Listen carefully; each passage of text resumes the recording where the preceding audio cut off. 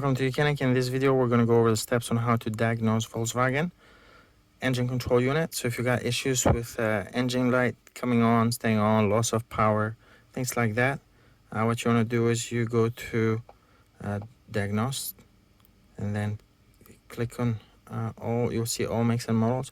Go to Volkswagen.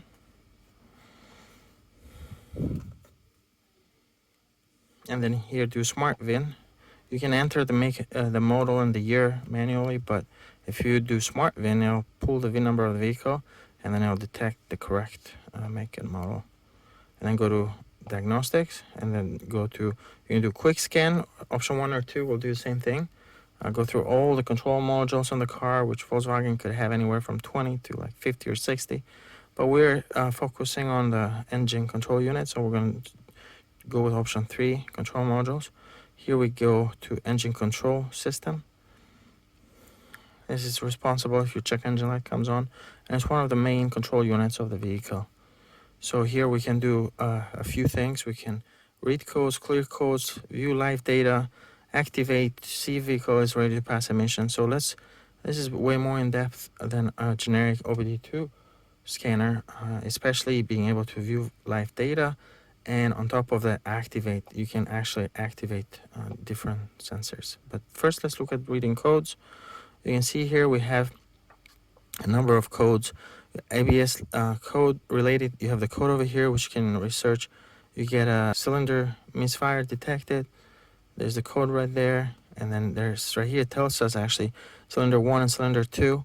Cylinder 1 is currently misfiring. See, cylinder 2 means passive, that the car detected that issue in the past and it's monitoring that right now, but it's currently not a present issue, so it's not active.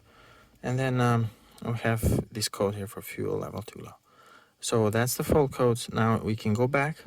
You can clear all these codes, but now the issue here is that only the codes that are fixed, or if you address that issue, those codes will be cleared and they'll stay cleared. But if you don't fix the problem, what you're going to do is you're going to clear the codes, and then this check engine light can come right back on, or sometimes it can take a day or two when check engine light comes back on again.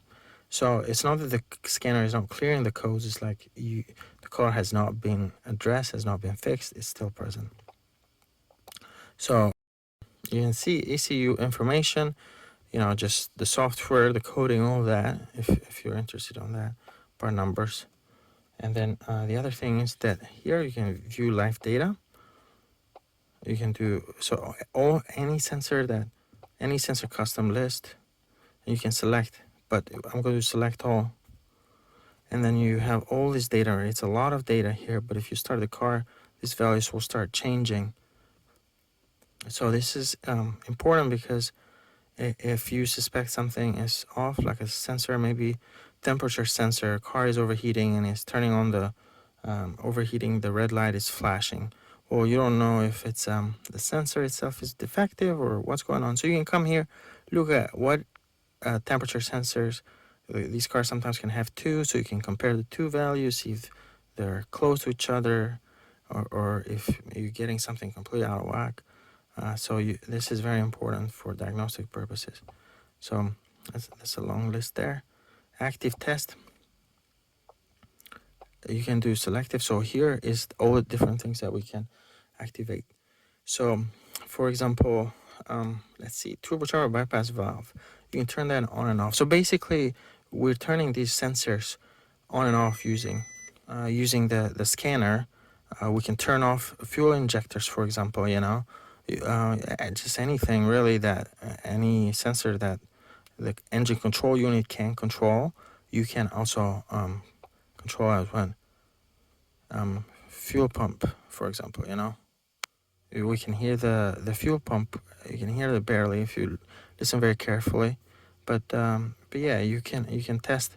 And this is what bidirectional support does. So basically, it has this active test that allows you to test sensors and activate things. So if you're looking at another control unit, so let's say if you're looking at the door and window control unit and you're not sure if your window switch is bad or not, you'd have to go to that control unit, then you'll go to activate test, and then you can actually move the windows up and down and test things like that. So you can eliminate whether is it my motor or is it my switch, things of that nature. But let's go back.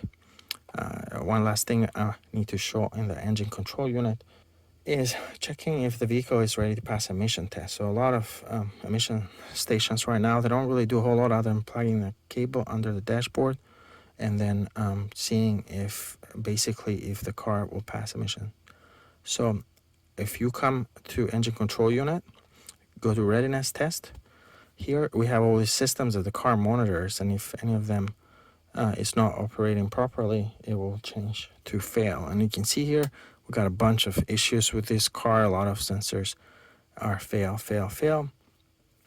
Sometimes what you can do is you can clear the codes, then it will reset all of these, which means you'll need to drive that car for a few days, go through a few cycles, start stop cycles and engine cycles basically, and then these start switching to pass. Well, that's it. That's how to diagnose engine control unit on a Volkswagen.